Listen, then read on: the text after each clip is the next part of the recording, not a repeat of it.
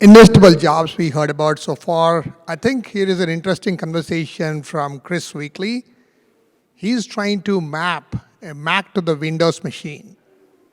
Mac to the Windows machine means essentially the jobs that are there in the companies. How do you map it to autistic individuals and neurodiverse individuals is his specialty. Chris Weekly founded an organization called LogicalA.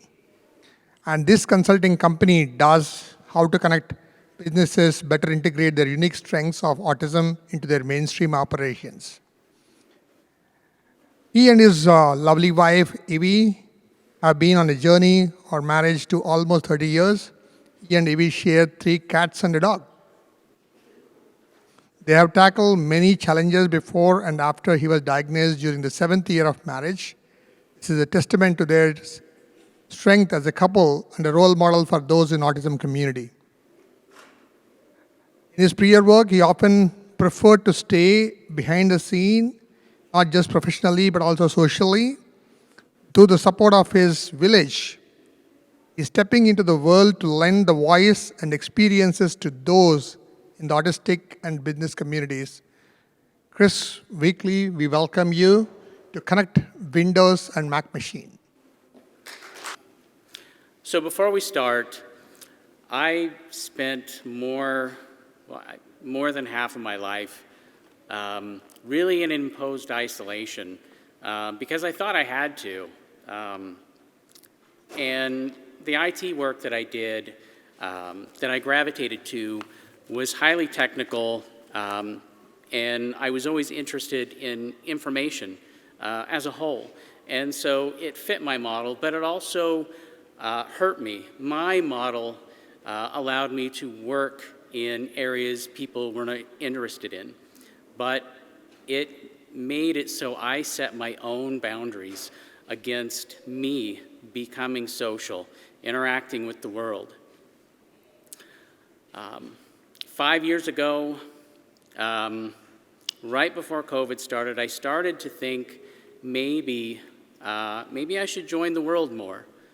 And so for me, this is going on my 6th year being in your world, leaving mine, and experiencing a lot of different things.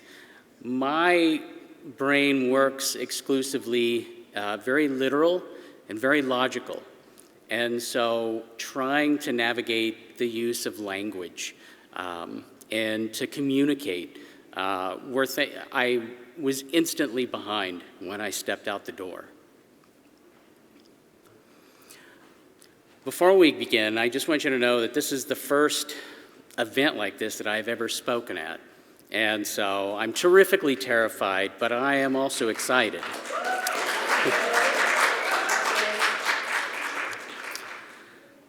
Getting started with this, the one thing that I want you to concentrate on the most is communication. Communication is everything in our world. It took us from the forests and the fields to outer space. None of that is possible without communication. Right now, between workplaces and companies and the autistic community, there is no bridge of comprehensive communication in the difference of how we speak to each other. So I started LogicalA to go into companies and build that bridge from them to autistics like myself. There are all types of coaches and organizations that can prepare us for work, but there was nobody preparing companies to receive us. So that is the focus of my work, is to build that bridge. And it's also my why. I bravely open the door and I walk into your world.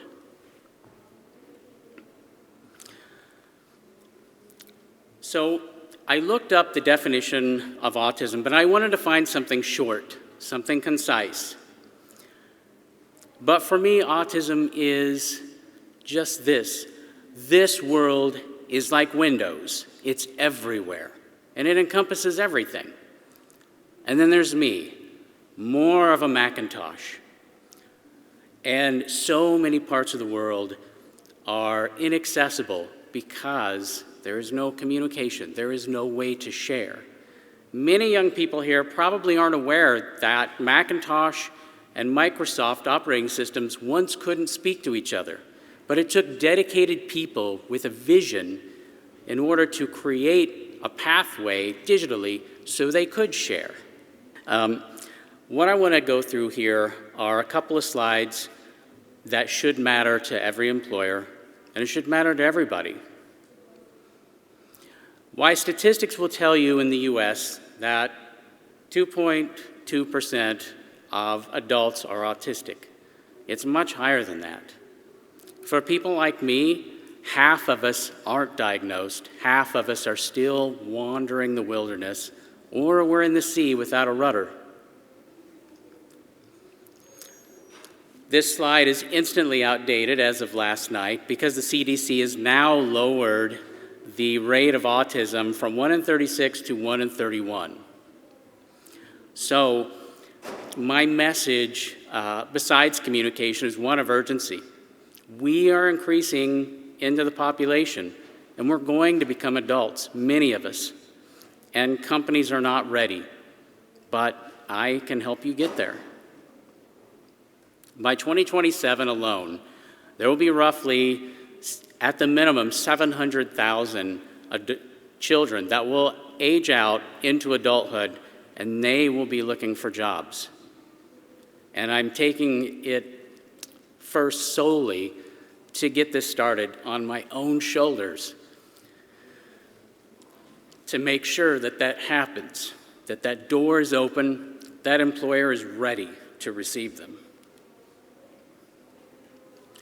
The statistics around employment are alarming. In the US, it's at least 75% or greater where we're under or unemployed. And I can tell you that in many parts of Europe, the numbers are about the same. So this is a global issue, and I'm prepared to take this globally.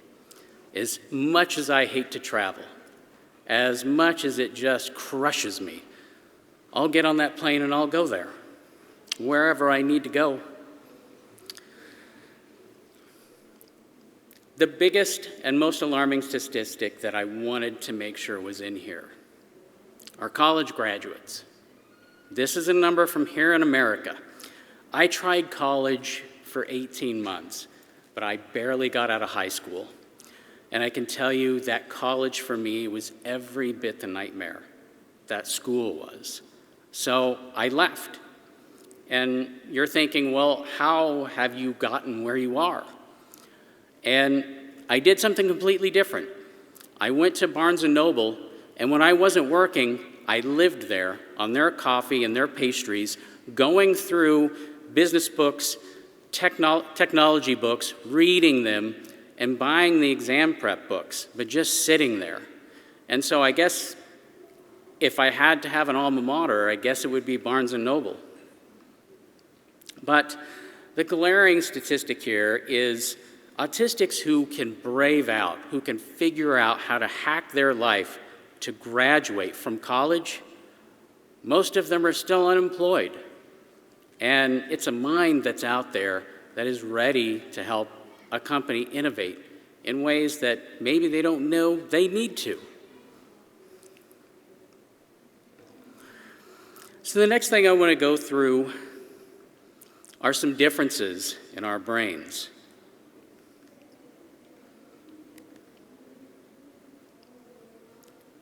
So here we have a neurotypical brain, like most people's. It looks a little busy. And on the other side, you have the autistic brain. Now, the thing people don't seem to understand is that their thought is, well, you should just learn how to cope. You should learn how to deal with these things. Well, it's really hard to deal with that when we have so many more neural receptors that receive everything that your brain simply filters out. You miss it completely. And when that happens, that overload happens, you have to think of it like the early Pentium processors. Some of us are old enough to remember those, including myself.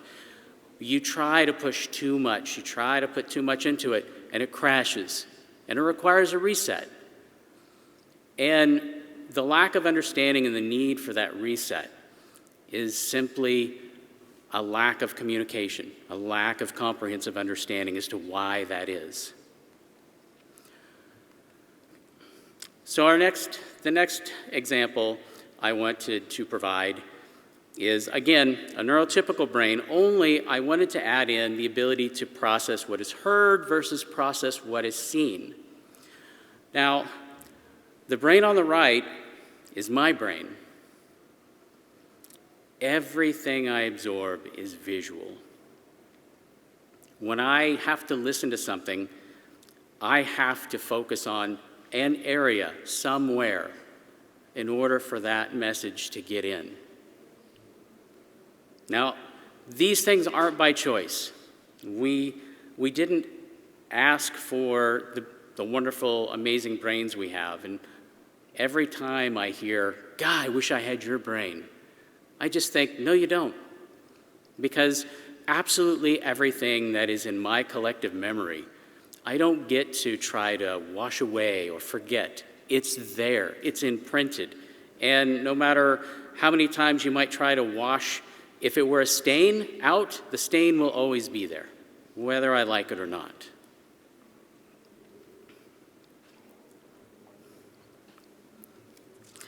The next slide I want to show is just a brief overview of the talent and the capability that a lot of companies are missing. And some of these might surprise you. Some of these you may have never seen. If you put me in a room with a job that I can do very well, I will outperform, I will be more effective, more efficient, and I will be able to produce more than my counterparts.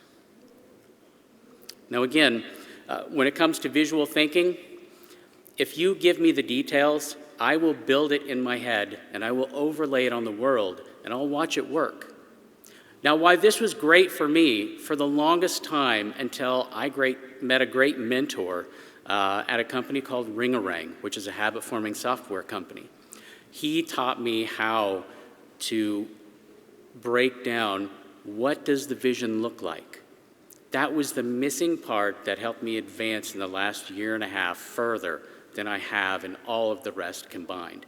Being able to have the vision, watching the completed product work, or what the goal looks like achieved, and then have the question asked, what does that look like? And be able to explain in terms that are understandable for everyone as to what it looks like and how we go from finish to start and then back to finish with comprehension of how to get there. Now again, all of this is great.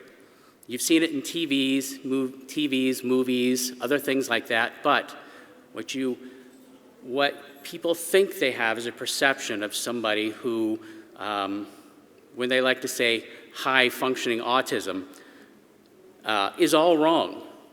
It's not a high-functioning autism. It is autistic people who happen to be able to do many more things on their own with much less assistance. But it does not remove our need for some type of support in our life.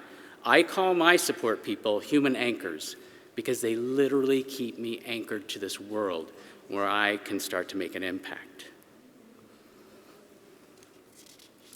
So, in the interest of time, because I have about 50 slides that really cover the problems with employment, I just want to cover job interviews. Job interviews are the gatekeepers, as everyone knows, to employment. So the first one I want to go through is something that can be, you would think, very innocuous, and a place of having an interview comfortably, and that is the phone interview. The problem with the phone interview is small talk. They want to have a how's the weather conversation right off the get-go, when I have spent the last 2 hours scripting in my head how I expect this to go. So the social talk is immediately awkward. It's not on point. This is not what the phone call's for. And frankly, I have been frustrated by this. You spend the first 10 minutes trying to talk to me about what's going on in my world. All I want to do is figure out if I can get in there and do the work that you need done. That's my focus. Directness. Because you can't see me on the telephone, I tend at times to be very blunt and honest with what I say. Now, to most people, this can come across as cold and unfriendly, and that will end the interview very quickly. The next one I want to go to are video interviews. You would think that this would be a little better because you can see each other, and you would be wrong. I like to stem, and I just stem and go and go and go because it helps me regulate. It keeps the tension down. Otherwise, I'd just be a ball of knotted muscle with no movement at all. But on top of that, the perception that I may have technical difficulties and thinking, this is my only shot to talk to these people. So there's instant panic there. Often, my facial expression does not match what's going on because sometimes I don't even know if I'm feeling anything, but my face may say something different, causing all types of unclear messages that people just aren't prepared for when they first meet me. Now, the final one is the in-person. And the in-person is an abject nightmare. One, I don't know who's going to be in the meeting. If I walk in and there's 4 other people there, who do I focus on? Who is in charge? Who has the floor most of the time?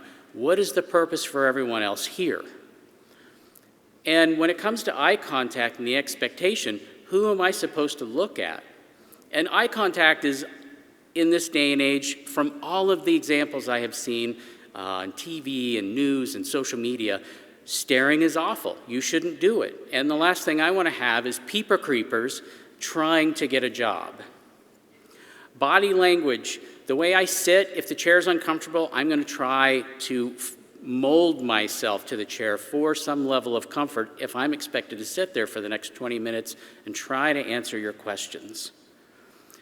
And speaking of questions, ambiguous and generalized language, they are the absolute nightmare.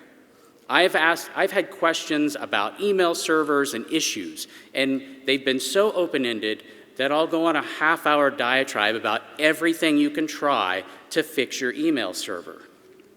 I had one where I managed to get the job, and I texted, what type of clothes should I wear, as in a dress code. And all that was texted back was, just wear clothes. Just wear clothes. I have a lot of clothes, I think too many, and that does nothing to help me. I spent 4 hours to try to figure out what I should wear. So I came in khakis and a nice polo shirt. And when I walked in, a lot of people were in shorts and tank tops. And I was like, I've already failed.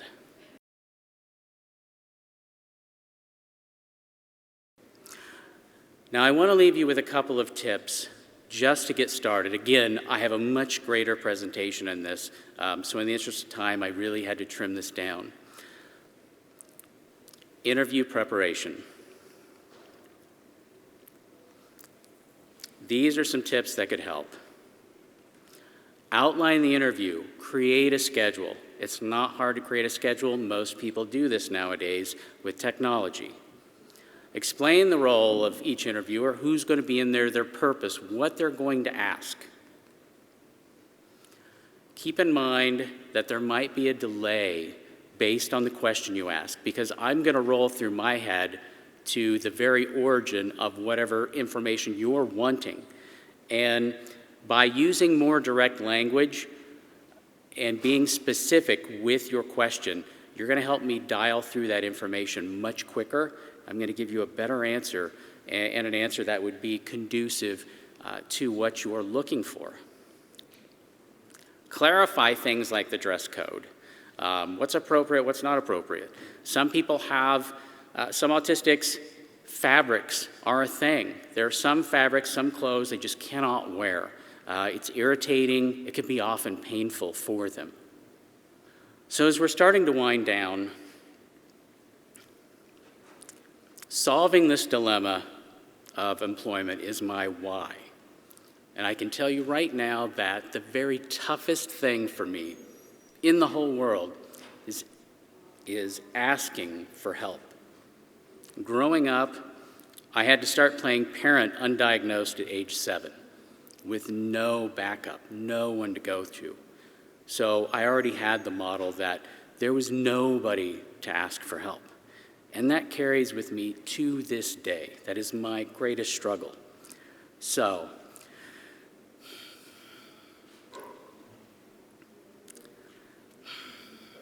in the most humble way possible,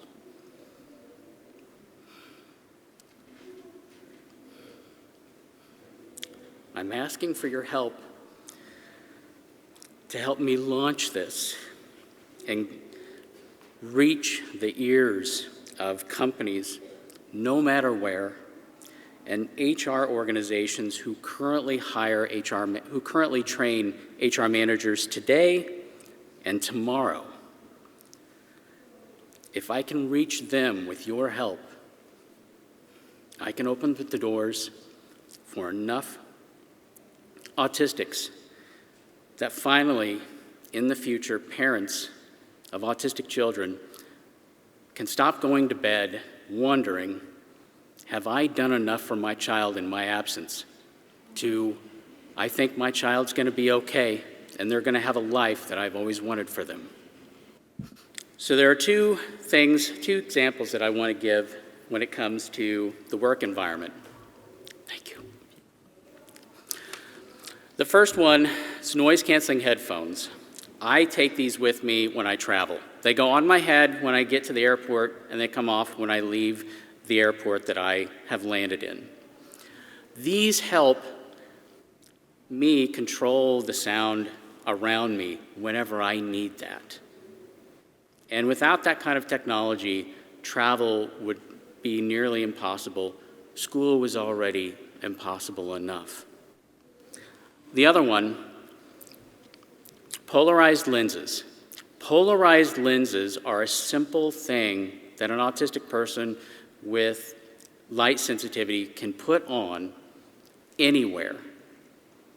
And my aim in my work is to teach companies to pay attention to technology, because technology is opening up an avenue for them to start paying attention to people in the talent pool that they really need, but they don't talk to, and vice versa, because of how the work environment flows. With just these two, for auditory and light sensitivity, we can now shape the environment independent of everybody. And that means something. That means sitting with our peers. And as technology progresses, this summer, I have an opportunity to train the AI for Ring-a-Rang. And I'm going to train this to deliver the content for dyslexia, to have AI help me figure out how to shape questions and answers and goals for autistics, for ADHDers, and then for everyone. So in my short time, I thought I would bring a slide that would allow you to take a photograph of this and look up these websites, because they have a lot of the information detailing the struggle with employment, the coming numbers of autistics into the world that are going to be impacted by this.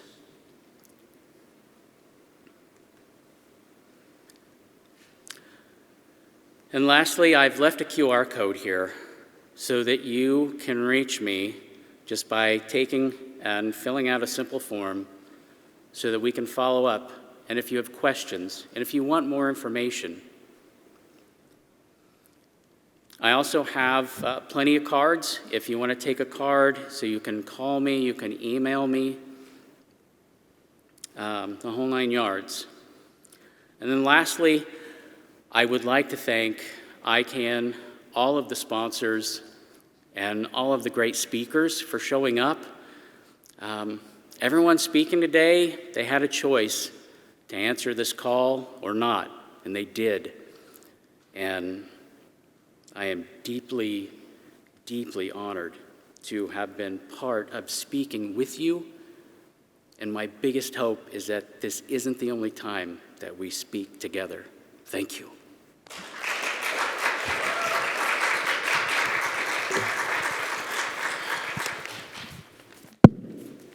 Chris, wonderful presentation. Because as a parent of a kid with autism, I know what it means. To get a job, you need to find the right kind of a match. Everybody knows why. Why means why they should be given a job. But nobody knows what and how. And to get to the details of interviewing and everything, a phenomenal job has been done. I completely wish LogicalA a lot of success in meeting the needs of autistic kids and autistic people. Great work that you're doing, so. Thank you so very much. Very nice.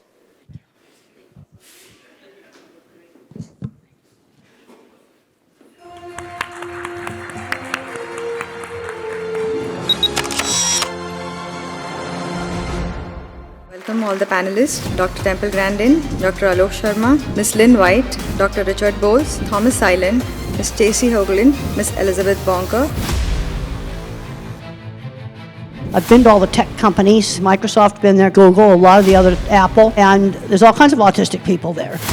35% of autistics cannot use speech for communication. I learned to type at age 5. I stopped talking for 6 months, but I was also absorbing information like a sponge. I'm a geneticist, so that's what I focus on. It can teach you what things that can help to mitigate the problem. One of the things right now that's a big push right now is how hyperbaric medicine can affect autism, or positively, right? And hyperbaric oxygen therapy is one of the best anti-inflammatories. We are treating younger children at about 3 with stem cell therapy. Within 6 months, they are going off the spectrum. Every person that I ever met with autism, they all want to be a valuable member of society, to have a quality of life that every human wants to have. This is going to be a very unique panel discussion. I mean, we've got such distinguished people here coming from different backgrounds, different specialities, different age groups, different everything. This is an open discussion. It's open questions for all of you. But I'd like to kickstart the discussion by asking Temple, the autism that was there in your age group, or that Bill Gates describes, and the autism that you see now, could you share with us, what do you think, what is the difference? Well, I had definite speech delay, absolutely definite. Some of the things that have been discussed that might be possible causes didn't exist. I'm 77 years old, and then I'm thinking back to when I was a child and when I was young, people that would have been called Asperger's, where there's no speech delay. A lot of these grandparents that come up to me and talk to me, they're old enough that some of those other things wouldn't have caused it. And what I got to thinking about all of this, like there was some very severe stuff discussed, there's a lot of people where they're just slightly geeky. I think they've always been here. So is autism increased detection or something else? I think it's both. And I think on this real mild end, some of the people I worked with in these shops, they wouldn't have had speech delay, but they would have been taking shop classes. And I think all the screen time has made a lot of stuff worse. But then you get into remains nonverbal. That's very severe. Regression at age 13. Then you have the kids that regress at age 3. Some of those kids, are those different? That needs to all be looked at really carefully. It was interesting in the genetics talk, it said genetics, but then in some trigger. But there were plenty of people from my generation that would have been the Asperger type, where there's, and I know that's not used anymore, no speech delay. My father was probably one of them. He also had allergies, and then we both have eczema and skin rashes. I have Meniere's disease that I managed to get into remission. That's autoimmune. I think we need to separate it out, the Asperger type from much more severe, where there's a lot of other things wrong with them. And now I do know in my generation there's always been kids that were just labeled mentally retarded. Yeah, now those have always been around too. But I think we need to be looking into all of these things. And I'm recommending let's limit the screen time. I was very happy to see a little 3-year-old glued to the window of the plane last night. We were coming in when it was dark and all the lights were on.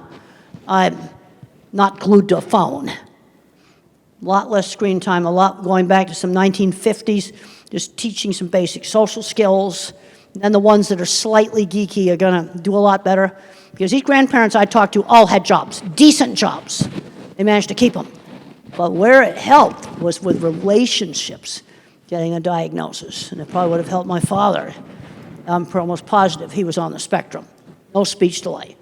That's maybe a very different thing than some of this much more severe stuff. And the first thing I want to do is take the data and divide it, start doing some categories, like a multivariate analysis on the data, to see how it breaks out into categories. And there's just all the discussion about Kennedy. Well, we both might be right. You see, on one part of the spectrum, I think it may be just increased detection, but some of this more severe stuff, some of these other factors may be involved. If I may. Oh, and I'm what I like to call a Zennial. I have Generation X's work ethic and Millennials' tech savviness. I was born during the Star Wars years, like late 1983. I just aged myself there. But I also see some of the development of how autism has appeared over the years. For instance, when I was first diagnosed, or even before I was diagnosed, I stopped talking for 6 months when I was about 2 years old. But I was also absorbing information like a sponge. So when I finally spoke again, I was ready to wring that sponge out. I could read, write, spell, rearrange magnetized letters on the refrigerator into words. I would rewind Sesame Street over and over again, my favorite parts of movies. We've really come a long way since thinking that Dustin Hoffman and Rain Man is the definition of autism, or at least that's what they had to work with back then. You didn't need to have an intellectual disability, mental retardation, whatever you want to call it. In the mid-90s, that was when diagnostic criteria changed, and I was officially diagnosed then with mild autism. Yes, the term Asperger's syndrome was thrown out there, but my formal diagnosis was mild autism. Back in the 80s, you had to have speech delay to be autistic. 6 months of non-speaking, that was considered a speech delay. So I fit the bill, more or less officially, but it was also really an eye-opener. So that explains why I rewind videos, why I do what I do. So having knowledge of that diagnosis, understanding how it came to be, and what I'm going to do about it. This is the hand I've been dealt. I don't want to change in the sense that if you were to say there's a cure for autism, you want it? I'm saying no, because I am who I am, and I wouldn't be who I am without autism. And like I said, belief in yourself. In your own time and space. Well, so this is an open discussion. Anybody can jump in. So, Taita, do you want to talk about some of your work? Sure, I'm happy to. So just to give you a quick overview, as you kind of probably heard from me, I'm a pediatrician. I have cerebral palsy, was born in 28-weeker. 18 surgeries later, here I sit by the grace of God as a pediatrician and a hyperbaric medicine physician. But one of the things that I do, I run a facility all across the United States and abroad doing hyperbaric medicine for special needs individuals, for both children and adults. I've treated all indications for hyperbaric oxygen therapy, the 17 that are approved in the US, and over 65 internationally. One of the things right now that's a big push right now is how hyperbaric medicine can affect autism, or positively, right? And hyperbaric oxygen therapy is one of the best anti-inflammatories out there available, better than prednisones, better than anything else like that. The big key, before I go into a little bit more, I'll take 2 minutes, it's important to note that correct type of hyperbaric chamber is necessary, right? As the president of the American College of Hyperbaric Medicine and a key opinion leader in that space, it's making sure that we don't have a lot of these soft shells and the misunderstanding of how to use hyperbaric medicine safely and effectively. But the bottom line is it does work because you're mobilizing stem cells through nitric oxide pathways, and you're able to see when you use hyperbaric oxygen therapy, it addresses... Are you saying the soft shells don't work? I'm saying that a lot of them aren't as effective. Yes, ma'am. I think that there's a safety effort there. They're not covered by the FDA. People don't have the right training. They work in terms of some depth, but I think that there's a larger breadth there that has to make sure you're doing it effectively and correctly, right? So we see this a lot. But you'll see a lot of anti-inflammatory processes and stem cell mobilization where you have actually an 8 to 12 times increase of your stem cells, and that's why these kids are improving. And when you combine them with some of Dr. Alok and other stem cell programs, you can see dramatic improvements. And so we're seeing the same kind of testimonies that you are showing in your presentation, Dr. Logue, new speech, ability to pick up new language. It's incredible results. Is your work published? Do you have scientific papers showing the results? There's well over 250 published papers, both in India and across the United States. There's actually, apart from that, there are just in autism, there's over 200 published papers in terms of showing the anti-inflammatory effects and how hyperbaric medicine can mitigate and improve autism and its effects. Richard, would you like to jump in? Genetics versus environment. It's not versus, it's always both. The genetics is who is at risk. I mean, let's face it, no one has perfect genetics and no one has a perfect environment. But some children are being affected and other children are not, even though they're in the same, very similar environment. The difference is genetic risk. But even if you have the genetic risk, does not necessarily mean that you're going to get it. You have to have a permissive environment as well. So it's 1 + 1. You have to have both of them. I think that a lot of people are focusing on environment, and that's great because that's something you can do something about, but not that many people focus on the genetics. I'm a geneticist, so that's what I focus on, not that it's more important, but I think it's equally important. Knowing the genetic risk can teach you what things to avoid better. It can teach you what things that can help to mitigate the problem. Knowing the environmental risk can do the same thing. So I think they're equally important. Do you have any? So much this entire week, right? We've heard so much about the new numbers and who's affected and who's not. And while, we definitely know that we have a greater number because physicians are better at diagnosing it, but they're getting better at diagnosing it because there's no more autism. So they're having more experience with it. I've been an educational advocate for 25 years. I have a son who's 30, who was really part of that initial bubble, if you will, where we saw significant growth. And I can certainly tell you, I work as an advocate in the 6th largest school district in this country. And the numbers of students who are in special education programs, not the kids we would have missed before, have grown so exponentially that the systems have not kept up with the numbers. And the children who are really getting what they need, whether it is through medical intervention, educational intervention, looking at housing and opportunities for employment, they're generally the kids whose parents remain the most active. Because there are ways out there to be able to access the supports, but there's no silver platter. So it's really good that you guys are here because you're getting a bit of the silver platter here, but you really have to learn more as much as you can because, the services, even if somebody comes up with some, like where it's from, if you will, we're still going to need to advocate for treatment, for housing, for job opportunities, for better education. So the needs to advocate is not going to decrease. If anything, it could actually increase. So I just encourage you all to do that. So I think the numbers are not just like, it's not just genetics, it's not just environmental, it's not just this type of autism versus that type of autism. I think that every person that I ever met with autism, and it doesn't really matter if they were a speaker or non-speaker, they all want to be a valuable member of society, have a job if that's what they choose, or to volunteer, but to have a quality of life that every human wants to have. Lynn, do you want to? I agree with everything you said, and I think one of the things that we have to do is if we do start getting to the bottom of some of this, so to speak, is we cannot forget those who really still need us. There are way too many out there that are not getting what they need, and what I'm the most concerned about is if they come up tomorrow and say, these are the 3 things, so we're going to turn the numbers back around, our children are here. These children are here. We have parents here who have come up to us and said, my child is 4 years old, help.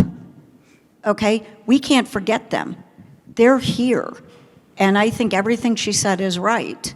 I don't work in the school system, she does, but I will tell you what I do know from on the homeschooling side, because I've been a long-term homeschooling activist, is there are a lot of parents who homeschool their children because they're frantic. It's not because they're, oh, I'm going to be a homeschool parent. It's, I don't know what else to do. And until we accept that we have to do more, I'm all about finding the solutions, but that's above my pay grade. I'm just trying to help the people that need the help.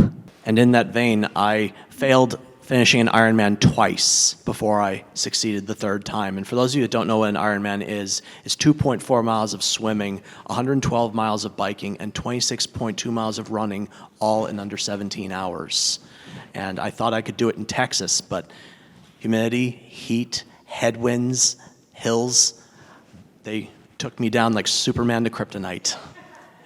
I attempted it again in Des Moines, Iowa. Got the same or similar conditions. Also, I didn't have the right equipment. I realized I really had to invest not just in money like a new watch and better bike, but also putting in the time. And I too do not use functioning labels. I feel when you call someone low functioning, you discount or dismiss their strengths and capabilities. When you call someone high functioning, you discount or dismiss their needs or struggles. So in my book, functioning labels, whether you put them on yourself or you put them on others, that's the F word. Don't use it. Temple, I'm asking you, yeah.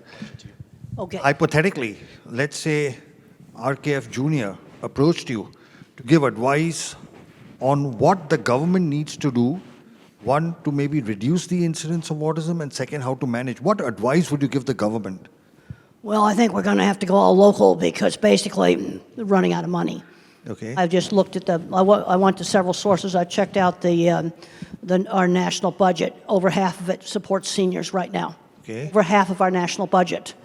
Research money in my field and labs have been closing in a 50-year trend line. Okay. And we're going to have to start doing a lot more local stuff. We need to tap into these retirees with the early intervention that we're not getting. We're 2-year wait lists, totally terrible.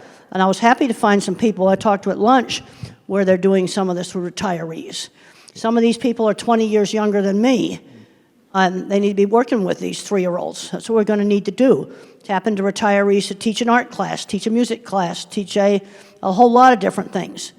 You know, I read an article the other day that cruises in golf are not all what they're cracked up to be. That was in one of the papers. We're going to have to get into the local sources.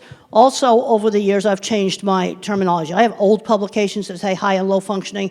I can't change that. Okay. But my new publications, I'll call them nonverbal or non-speaking. Remain nonverbal, don't speak. Got rid of high and low functioning. Some of the older stuff, some of the activists got after me. Now, sometimes I think they can go overboard on all this jargon and things like this. Exactly, yeah. Because I just like to figure out really practical things. Okay, like the really nice lady right here, just tell them, I like to give you an example of the kind of problem solving that I like to do. And when she was alone, she feels really scared because she's helpless. And I said, well, let's find a way for you to call somebody on a phone.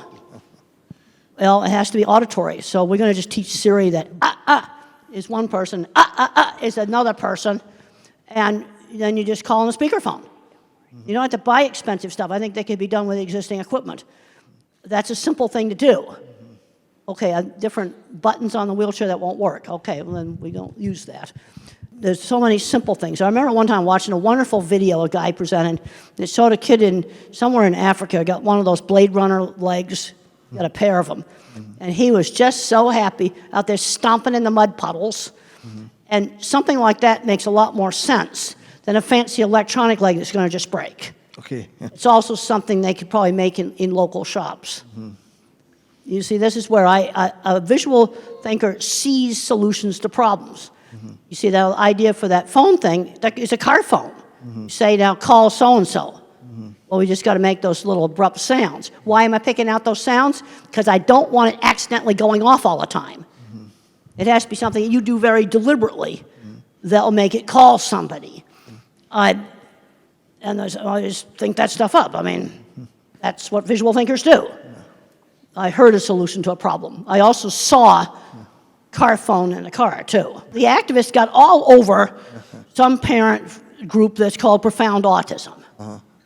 And these are the people who need 24/7 care. You know where I've seen some of the best 24/7 care for really severe? Some faith-based groups. I've actually seen some very, very good programs. Benjamin's Hopes in Michigan, Brookwood in Texas. It's all private money. So some of the best programming I've seen for, I don't know what you want to call them, but these are the people that need 24/7 care. And they grow up into adults, and the parents can't take care of them for the rest of their lives. You know, that's just examples of some things I've seen that really worked well. We need more of that kind of stuff. So we'll touch on an important but sensitive topic. Tom spoke about his impending getting married, and you have chosen to live life by yourself. Between the two of you to discuss, because very often people on the spectrum who are older, they approach doctor and say, should we get a child married? What would be your advice? Oh, there's been some very successful marriages. And the wife runs the business. No, seriously. There's been some very successful marriages. I know 2 computer programmers that got together. That's been very successful. They're both on the spectrum. And you know what they did for their engagement dinner? You got to go to a white table restaurant. You got to have candles, because you got to set the stage for a super romantic discussion on computer data storage systems, because they are the most interesting thing in the world. And 2 chemists got together. Oh, okay. Yep, there's been, some of these you intend to have nonverbal autistic kids. Yeah, there's a place for getting married. I had one parent come to me and said, my son's doing great. He got married, bought a house, going just great. If my book helped somebody to do that, I think that's really a good thing. No, they should get to do all the things that regular people do. Some of them have got kids. That's been successful. I'm a problem solver. And I think I've figured out a way for you to get a phone that you can use. They'll call 2 or 3, maybe at least 2 numbers. Because I'd be anxious too if I was you and I was all by myself. So, Tom, your views? For my part, as far as marriage goes, there was a time I thought I wouldn't get married. And I was in a relationship with a woman on the autism spectrum, but it didn't work out. My parents, and they're still together. My mom and dad are still married after 45 years, but they live over 1,000 miles away from me. There was a time they offered me the opportunity to move up to where they were going. I said, I've built a life here. I'm going to stay. So actually, my parents, as much as I love them, being out of the equation actually helped me blossom. Yeah. I see we have some agreement. And Rosetta, she had to step out to check on an order of hers, but we had met in person 6 years ago at an event, kind of like this one. So we knew each other in person, face to face, stayed in touch online. During the pandemic, she moved to Virginia. That's where she hails from. I was in California.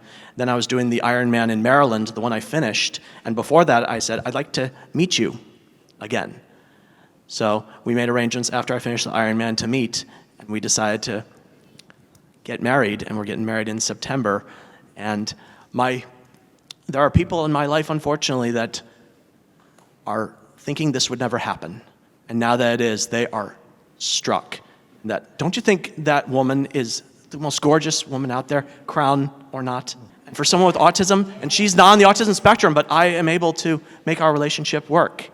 We have our struggles, as any couple does, but we believe that it's going to work out. And statistically speaking, only about 7% of people with autism ever get married. And even fewer stay married. So we have some resistance, some difficult spots, but our love matters. And I really wish she was here to hear me say that.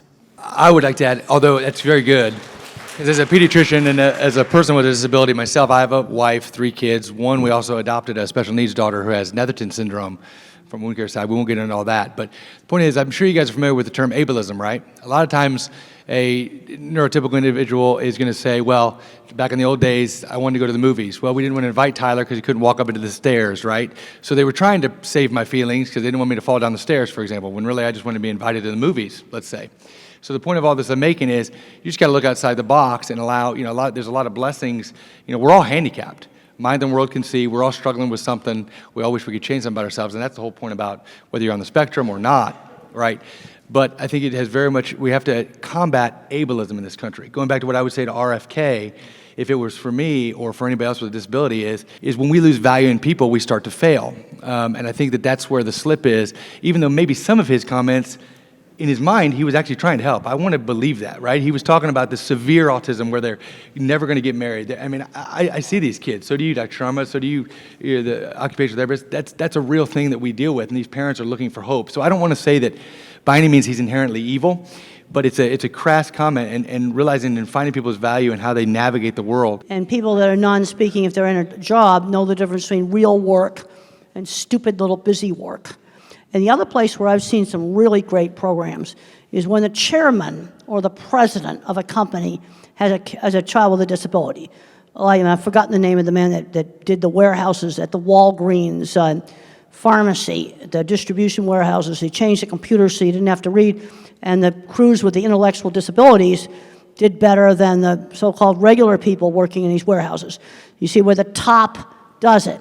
I went and I visited a plant in Mexico that actually had a very good program. There was a guy there that had, he said we had a boardroom meeting, and he said, well, I have Asperger's, and I now support my family. I support my sick grandmother. He was very proud of that. They put boxes together. Well, they had a marble stair in their corporate office. 3 people carried the wheelchair upstairs. It sort of was just the attitude of doing it in the middle of Mexico. Again, an owner of a company that has a child with a severe disability makes stuff like this happen. So about 35% of autistics cannot use speech for communication. These non-speakers can learn to type. I learned to type at age 5. It's never too late to teach a non-speaker to type. With typing, we can be educated and live productive lives. Please read to your children. They understand what you are saying. You are teaching them to read. There are now thousands of typers around the world, graduating from college. You need to work on these body issues. Thank you to all the doctors. You cannot learn if you feel terrible. Regulation issues affect so many of us. We are working on getting non-speakers out of fight or flight. Communication and regulation for all. You can do this, parents. We appreciate all you do for us, even if we can't say the words. Non-speakers suffer in silence. Please use Communication for All to teach them to type free of charge. We have stencil sets to give you so you can give your child a voice, and we have them over here for after the presentation. First come, first serve, we want to give them away. C4A Academy is our program of instructional videos. You can do it. We are all human beings who want to connect. We don't want to be left alone. Take us out to museums and for walks in nature. You can learn from parents who have walked the path and autistics who live the life. Non-speakers have a motor disorder, not a cognitive one. We want to have relationships of all kinds. We are just like you. Look beyond our differences. Please believe your children have gifts for the world. The world will be a better place when all non-speakers can communicate and share their gifts. There are more than 30 million non-speakers in the world and only a few thousand typers. Please join our mission to change this. Most non-speakers are diagnosed with intellectual disability, and we have a motor disorder. Don't believe the IQ tests. We need to learn to type to show you what we know. Giving an iPad with a picture exchange system is not enough. We need 26 letters to express ourselves and be educated. Please watch the Spellers movie on YouTube. It will show you how typing changes lives from hopeless to hopeful. Profound autism conflates non-speaking with intellectual disability wrongly. Non-speaking doesn't equal non-thinking. Teach them to type. We are all interdependent. I was extremely self-injurious and have great empathy. Please don't give up hope. The right doctor can help. A virus triggered PANS, an autoimmune reaction. It is serious and needs expert treatment. Parents, keep pushing the medical science. You are the expert on your child. Find doctors that believe autism is a treatable condition.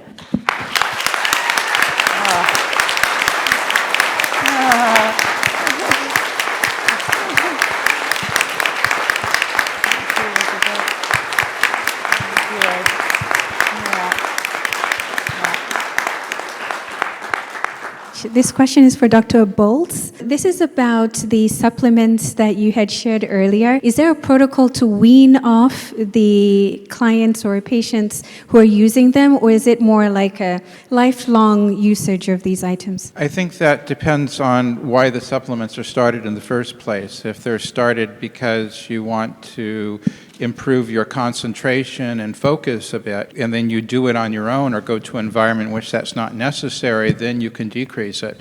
But for the most part, autism was present at conception, at least the genetic component of it, and the neurological part was present in very early life. And most people continue these supplements for a long time.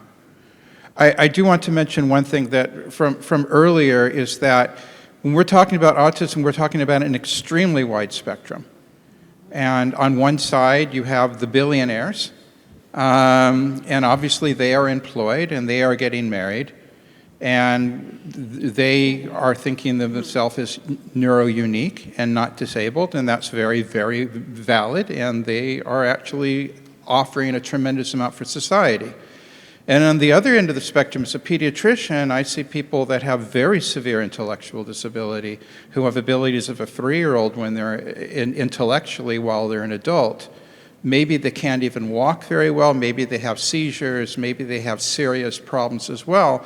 And those are also with autism. And those people are not going to get married and are not going to be employed. And then there's everything in between. There's a tremendous spectrum. And so it's really hard to talk about everything on the same spectrum with the same answer. I can't stress enough how much people underestimate the autism population. Yep. We are overlooked, we are undervalued, and unfortunately we believe what we are told, sometimes too much. When we're told we can't do something, we internalize it, we believe it, and we stick with that. It took a lot of me to get out of my own way and realize I don't have to listen to the haters. I'm going to do more with my life, and look where I'm going. Well, one of the things the projects that were shown in the HBO movie I did in the 70s, and I wanted to prove I wasn't stupid. That was a huge motivation for me, as a lot of people, since I couldn't do higher math, thought I was absolutely stupid and I wouldn't be able to do anything. And then I discovered these other people out there that owned machine shops, couldn't do higher math either, and were on the autism spectrum, and they had really good businesses and 20 patents. That made my day when I discovered them. How would you respond to people with autism or their family members who participate in self-isolation because of the maybe fear of judgment of going into the community, and what you would say maybe to inspire them to go into the community more and participate in the community more? Well, Mother always had me out in the community, and she had a very good sense of how she could stretch me and the things that I'd be capable of doing. Like, for example, when we went to my grandmother's house for Sunday dinner, for my exercise, I was allowed to play Beat the Elevator, and I could run up 5 flights of stairs before the elevator got there, and that kind of run the energy out of me. Another thing they did is I only had to sit at the family table for 20 minutes. Then I could ask to be excused, but if dessert wasn't served, I didn't get any. So if I wanted dessert, I had to stay. You see, she always put some choice in there, but she had a very good sense of how much to stretch me, and she realized that big, noisy crowds were sometimes a problem, but I'm concerned that some moms just totally overprotect. They can't let go to let their kid do the most innocent things, like while you're pumping gas in the car, have the kid run in and buy some milk at the store. And I had one mom says, I don't have the guts to do that. You see, this is where the moms just can't let go at all, and they're doing everything for the child, and the kid's not learning anything.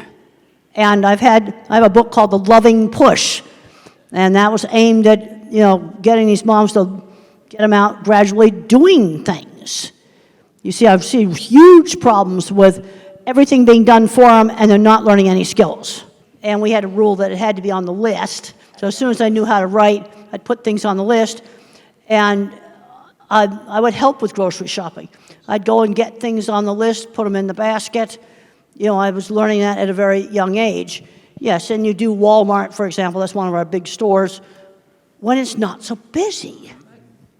In California, where I live, I don't know if they do it here in Florida or other places, there are certain reduced sensory hours. Like you can go in between like 7, 8 a.m., less lighting, less people, a lot more better shopping experience. But I've written a book, Come to Life, Your Guide to Self-Discovery, to address getting out there. Life doesn't come to you, my friends. It's up to you to come to life. Are we keeping our kids out from out there?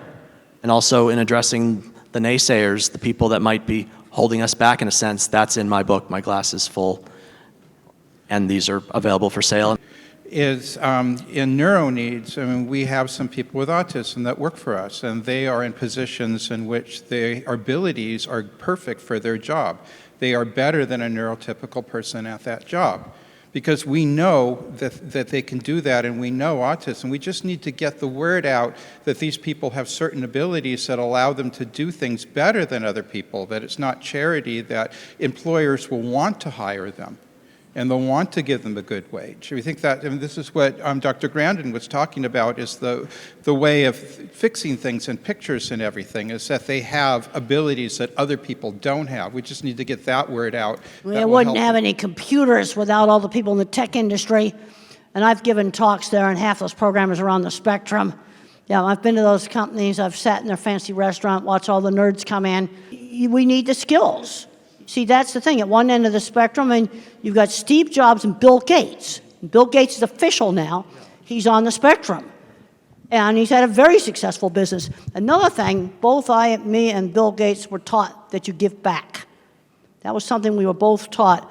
I have put 23 graduate students through school paying for their masters and their PhDs. That's what I've done with the book money and speaking engagement money. And Bill Gates said you get huge amounts of money going into healthcare. We were both brought up in an era where you give back, which it's been really eye-opening for me to read his book, because so much of how we were brought up was very, very similar.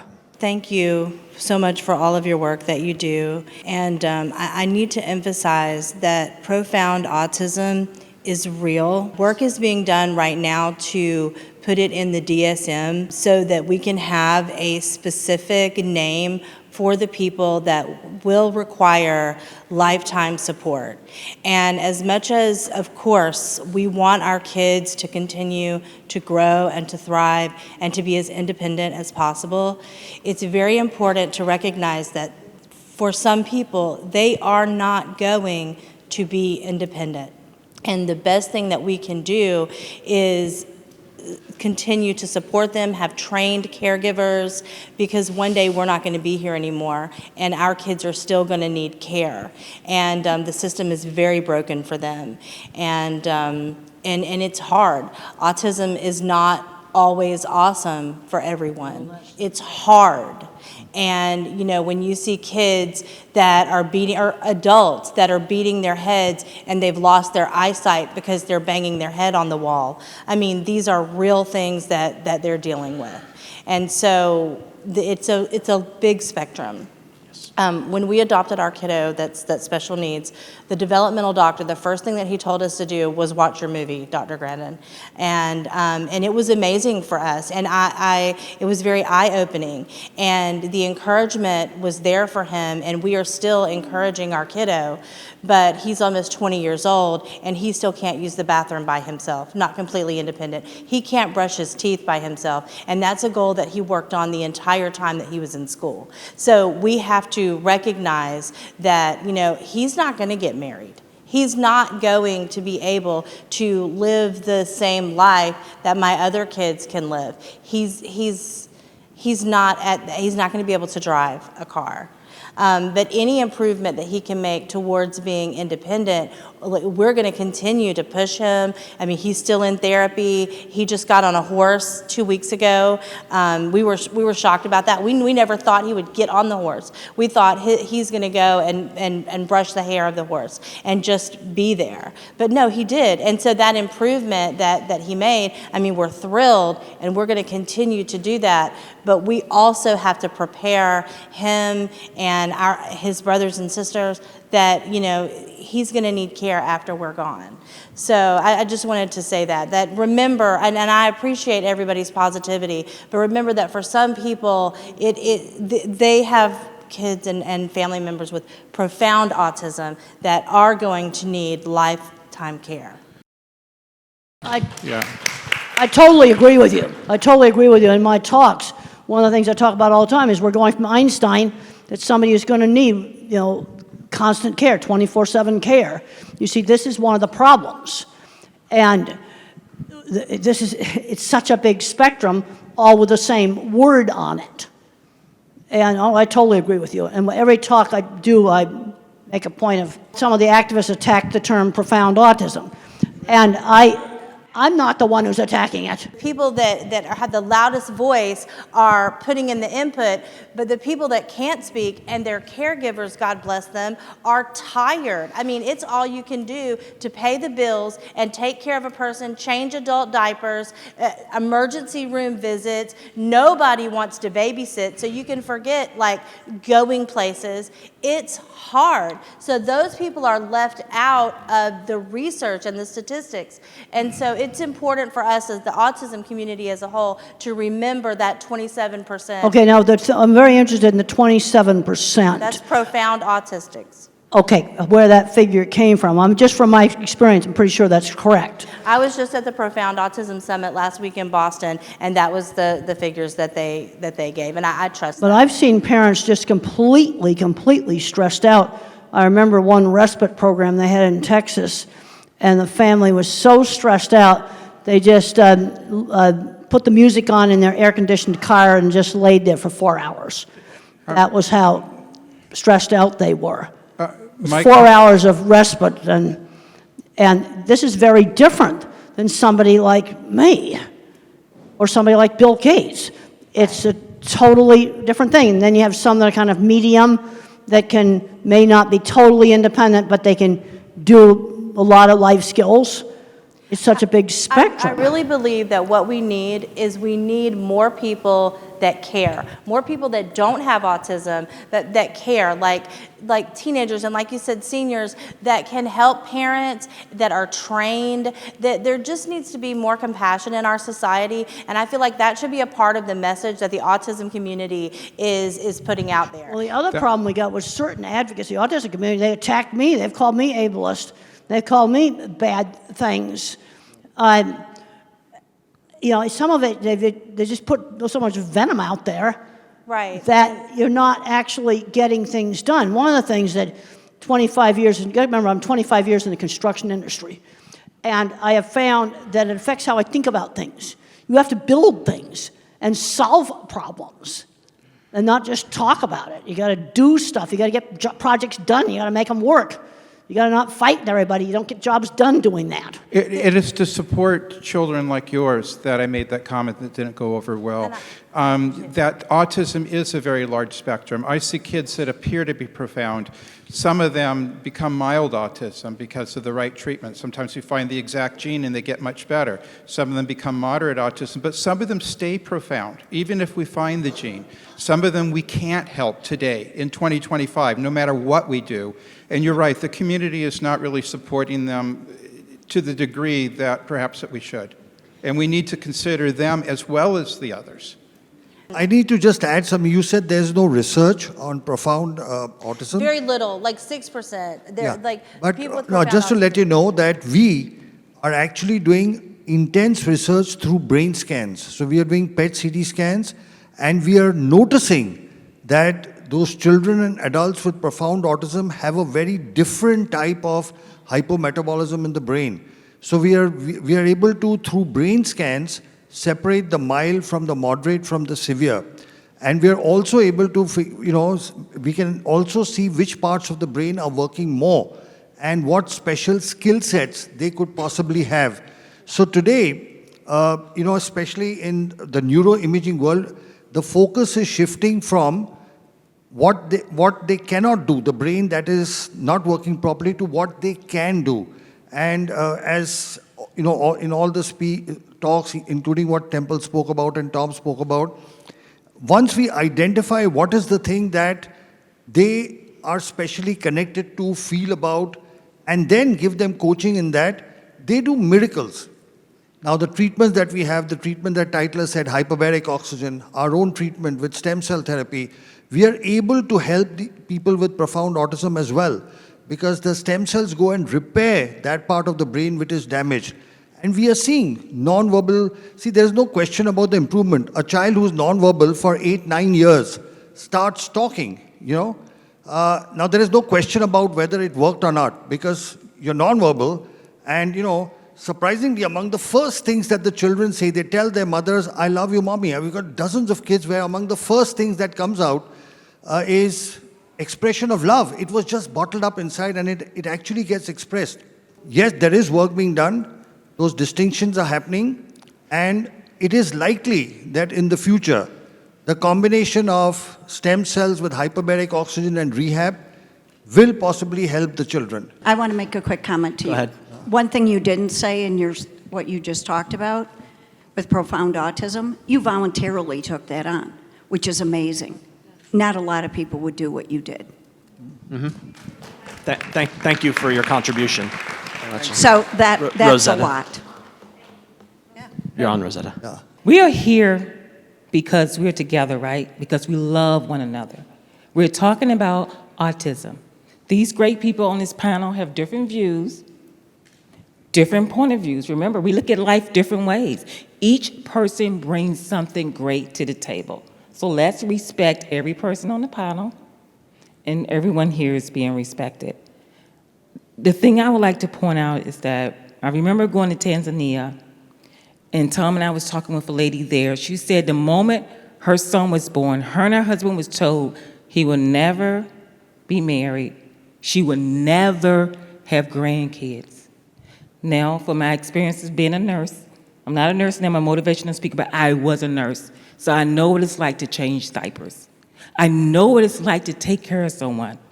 But I also know patients that are underestimated.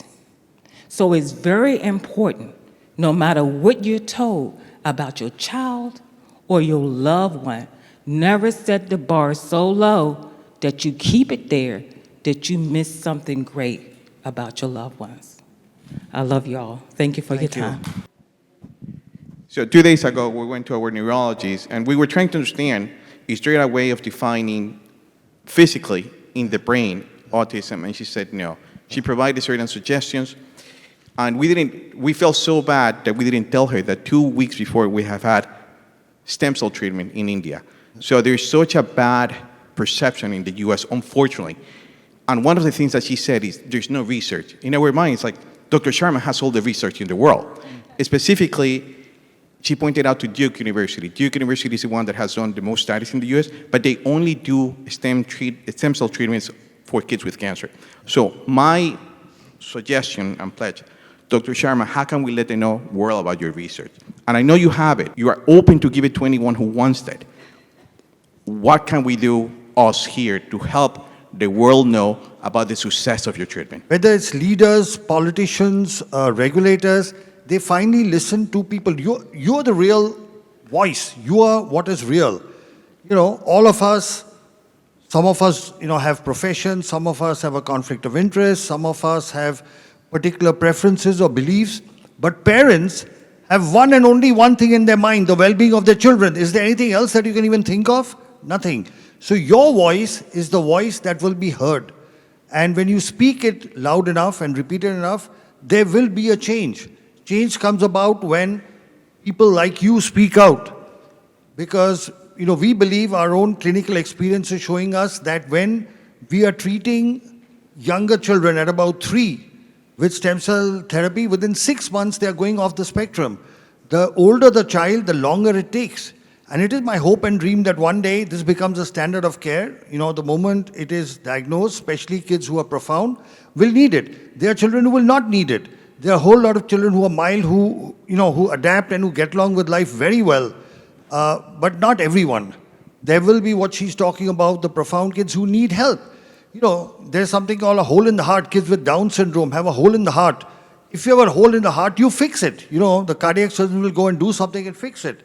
So if there is severe and profound damage, it needs to be fixed. And what we are seeing is that once you fix that, whether it's hyperbaric oxygen, whether it's whether it's the supplements that he was talking about, whether it's the stem cell I talk about, whether it's the rehab he talks about, in my lecture I said it all works together.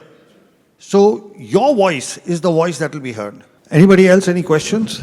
I have one question. I'm watching with the gentleman behind me who is telling about that even my neurologist did not believe when we started the stem cell therapy for my son.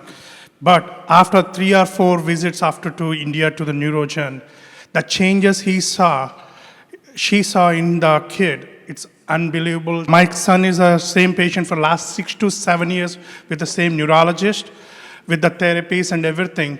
The development, what she saw after stem cell therapy is totally different. We could able to make understand the neurologist, but the school system did not understanding us actually.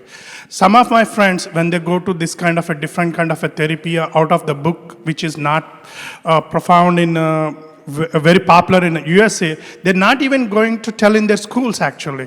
They're telling that we're going to vacation for 5 days, 6 days. We did the same thing. We went to the school and said my kid got help.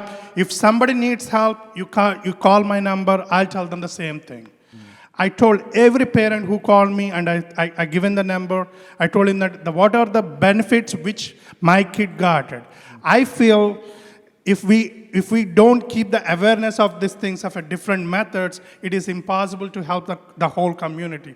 The community needs help. We have to be together to help the system.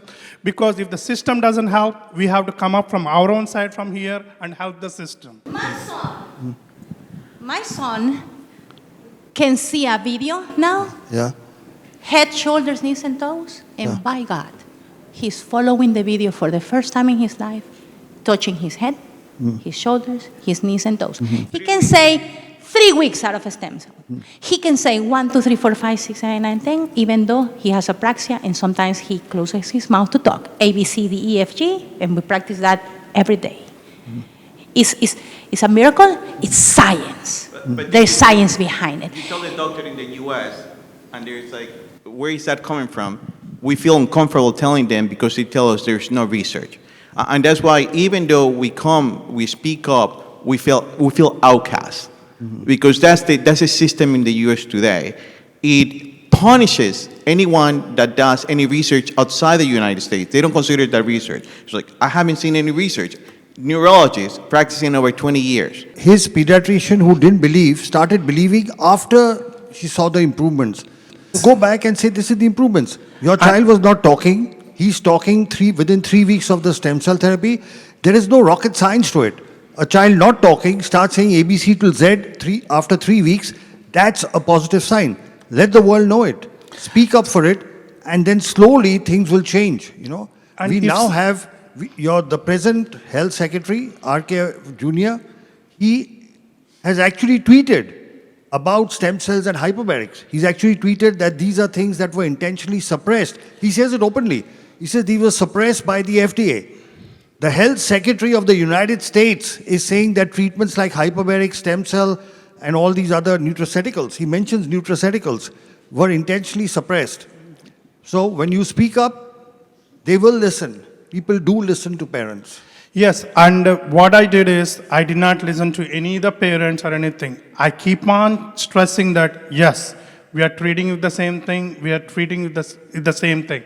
We will be integrating with the other therapies, yes, but we're not going to leave that. If you think it is not helping, it is your opinion, but not my opinion. I'll do the good thing what my kid needs. I'll stand up for my kid. The gentleman had a question. What does the solution look like? Can come from it from a place of curiosity and discovery rather than who's using language itself. Ask for more discovery about why they were guided in language that way. And maybe, just maybe, instead of just seeing a lot of trees in Kansas during the 30s Dust Bowl trying to survive, maybe we use discovery, we have curiosity with all the groups to bring ourselves into one big collective force that can leverage the impact the world is missing. Thank you. I think the one big thing, and I'm going to get this lady too, is I'm in Melbourne, for example. The grassroots you hear about, it's finding somewhere locally that believes, and that's where it starts with tremendous experience. And Dr. Sharma and I have worked together in hyperbarics for years now, right? And I go to India consistently. So you got to find the forward-thinking physicians that collaborate, that are thought thinkers and innovators. But for those of you guys who are out there, for me, Brevard Regional Hyperbaric Center, if you guys are around here locally an hour away, come see me. Those willing and able physicians are very few. And creating some sort of inventory, some sort of Facebook page where you can access and really point out specifically these physicians. We asked our neurologists about hyperbarics. There's no research. What they should point out is the kid that died in Ohio. So they're using those small mistakes sort of to prevail these sort of veil. We need an inventory list of those physicians that are willing. And if everybody can contribute, we have one. But I think if everybody can contribute, who are those physicians that are willing to work looking at alternative medicines? TACA. TACA has a list. If you go into the Facebook group of TACA, and then you have to submit your child, because they only accept people that has kids in the spectrum, right? And they do have a file that is always updated with doctors in the United States that are like pandas, and you can find Rossignol and Dr. Fry's names there. Any other questions? Yeah, thank you very much. My name is Masi. I'm from Kenya. I'm a mother of triplet boys with autism. We have to believe that autism is treatable. So we are coming from a background noise that autism cannot be treated. So you get this diagnosis and you are in limbo, you struggle, and then somehow you find the light. So I found some light. We've been doing stem cells since my sons were 5.5. I mean, it has been a game changer. I have come from a state of constant clinical depression to just smiling. I mean, you all saw my son, Ricky, even ask Dr. Temple a question. And I mean, that is, I never even knew he's at that space. So what am I saying? What I'm saying, especially to the parents, we have been fortunate to have all these professionals give us very fantastic talks and solutions, but as parents, what is our duty? I feel that our duty is to a call for action. Dr. Sharma said that everybody is speaking in their own space because you cannot be a jack of all trade. You see, that's why we have Dr. Richard is working on genetics and metabolism. We have the OT is working on sensory. We have Dr. Sharma working on stem cell, and so many others. So what I have done as a research, my background, I'm a research scientist, and it has really helped me because in research, we follow protocol to the dot. If you want your experiment to work, you have to follow from A to Z. That's exactly what I've done. I've taken Dr. Sharma's protocol, followed it A to C. I've taken Dr. Temple's protocol, lived experience. She stresses so much about independence and career. And I can tell you the last 2 years, her words have really shaped the way we are doing intervention for my sons. Right now, my 3 sons can all wash themselves, clean their butts, feed themselves, go to sleep, shower, they can mop the house, they can wash their clothes, brush, and now we are doing now outside independence. That's why you see like Ricky is roving all around from hall 1, A, B, C, and asking questions even I'm not there. Right now, I don't know where he is. He told me, Mom, I want to go and swim. I said, okay. I didn't even know there is a gym in this facility. But last night, Olivia, what did he say? Mom, I'm going to the gym. I asked him, did you carry gym clothes? He said, yes. And he went. So what I'm saying is that let us take what is ours. Their work is research. Let us implement. Let us take everything, not just one thing. It's all about, they have said it's research, and many parents ask me, Mercy, will stem cell work for my children? I'm like, yeah, because it's research. It doesn't know Lenny, it doesn't know your son, it has no face. It's research. Just follow the protocol. You know that stem cell cannot work on its own. Work on the diet, metabolism, work on multidisciplinary neurorehabilitation, and definitely be patient. For us, it's been a journey of 8 years. Those who were in Sylvie's talk yesterday morning, they saw my son riding a bicycle, participating in a charity event to raise funds for a school of special needs, and he was actually riding in a crowded highway. I mean, I saw that and I'm still smitten, I'm still overwhelmed. So please, parents, let's take our mat and walk. Thank you.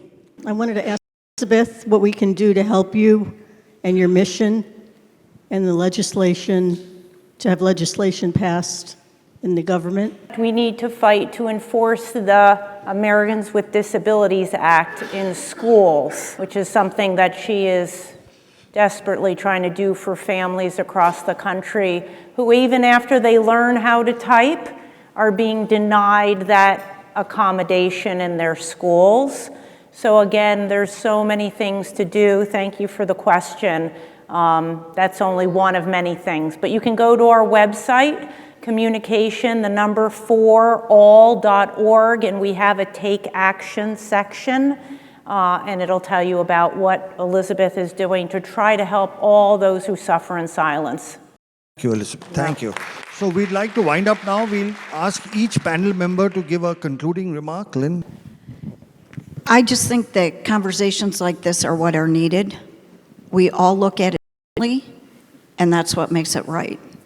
Because if we all agree with each other all the time, the world would be a very boring place. Mm-hmm. And we each have our different needs that don't make anybody less or anybody more. We just all need to work together. And I want to say this. Meeting Elizabeth was my highlight. She's right. We have to fight. And guess what? Parents, we do know our children. And when we fight for our children, sometimes we take on a role we didn't want to take on, but at the end of the day, we can inspire other parents to fight for their children. Because I've had people say to me, I don't have your personality. I'm not willing to just take somebody on. And I say, you don't have to have my personality. You just need to believe in your child. Thank you, please. Welcome to Yeah, well, I mean, I think Elizabeth kind of says it all up there. But just to go to what you guys were saying, just real quick for a minute, when my son was little, we got very quickly, as soon as he got diagnosed, we got into looking at bio treatments. And we did the gluten and casein-free diet. And when I took him back, because I don't know, I guess I had this thought in my head, because they keep wanting you to come back, like they're going to say something different. And so I took him back like the next year to that same neurologist. And he's like, wow, what are you doing? He looks pretty good. Like, what's happening? And I was like, well, I have him on this diet. And he's making all this tremendous progress. The doctor said to me, the neurologist, it was a neurologist, a pediatric neurologist. He said, shooting darts in the dark. And I said, hand me the dart. And so, you know, you have to, you take people's as much information as you can. You talk to people who have, you know, who are experts in the field, and then you make the best decision you can for your family. Some of us physicians, like myself, have been around for a while, and we've been treating autism successfully for 30 years, and you're right, the institutions still don't believe that it works. I'm trying to publish as much as I can. It's a drop in the bucket for what we need. A lot of people are doing the same. The parents need to fight. Hopefully we have an administration now that is listening. At least now they are. Maybe they'll make a difference. With autism increasing so incredibly rapidly, this is going to become a societal suicide mission if we don't immediately get off the tracks and do something about it now and take care of all the kids along the way. Thank you. No one tells your story better than you do. And too many of us are struggling to tell it. But when you find your voice and use it, that's when your life transforms for the better and other people's lives transform for the better. So go out there and do what needs to be done. Some of us have more work to do than others. We have come a long way, but we have a very long way to go. And I'm not much of a gardener, but I think every one of us is like a flower, and we might bloom later in life, certain circumstances promote or stop our growth. Find the place where you can not only survive, but thrive. That's why I finished my first in Maryland. No heat, no humidity, no headwinds, no hills. I did it. You can find the place you can survive and thrive too. Go get it. Final thoughts? Well, yeah, working on more and more independence. I definitely believe in that. Unfortunately, I'm seeing too many young adults that have become recluses in their room. That's something I was never allowed to do. You know, they were always getting me out doing things, but there was always choices. For example, when I was afraid to go to my aunt's ranch, which involved getting on an airplane and flying from New York to Arizona, there was a choice, 1 week or all summer. Not going wasn't a choice. You give some choices. It's like I talked about the kid that wouldn't put the phone in the x-ray machine. He can leave the phone at home or put it in the dog dish or put it in his backpack. Those are the choices. It goes to the airport, it goes in the x-ray, period. But there's some choice as to how you do it. And I've worked with so many people professionally that I know are on the autism spectrum. I've been to all the tech companies. You know, Microsoft, been there, Google, a lot of the other, Apple, and there's all kinds of autistic people there. You see, this is the problem we've got. At one end of the spectrum, you've got that, and at the other end of the spectrum, you've got, I'm going to call them the 24/7. These are the people that need constant care, and some of them have varying amounts of problems. And I think it's this population you may be more likely to find that some of these treatments work. I'm on a gluten-free diet now for heartburn. You know, that only started last year. But we've got to go out and just see what we can do, because I'm seeing too many people of my type going nowhere. Way too many, because they're not learning life skills. And they're not learning work skills. Well, I'll echo what she said. You only handicap yourself by choice, right? That's it. We're here as a physician that's devoted my life to doing this as well. We're here, and I think you just have to find your village. You guys know that, but at least locally, if I could be an asset to you an hour way around, let us know. And you're looking at a panel that believes the same thing. It's not pseudoscience. It is grounded in science. We're just forward way thinking and combining it all. As Dr. Sharma said, it's a multifactorial approach. And when you do that, combining all these different modalities, you can see dramatic miracles in your kids' lives. And every study that you look at with hyperbaric oxygen therapy, stem cells, no matter what, just like in my own life, it all showed improvement in quality of life. And is that now all we're all looking for? That's exactly it. So find your doctors, find the people that believe in you, and go get it. So thank you. I'd like to thank all of you for being a wonderful audience. We want you to know that as parents of children on the spectrum, you, for those of us professionals here, are our inspiration, our motivation. You are the wind below our wings that keeps us doing what we are doing, because very often the work we do is in the face of stiff opposition and resistance. But what you need to know is all of us in our own way, okay, whatever aspect of medicine we practice, rehabilitation we practice, will continue to do the best that we can to ensure that all whether they are children or adults on the spectrum, are able to be the best of what they are. We are able to bring out the best potential within them. The work that we are doing with stem cells, and we've treated over 6,000 children with autism, a total of 15,000 patients, including cerebral palsy.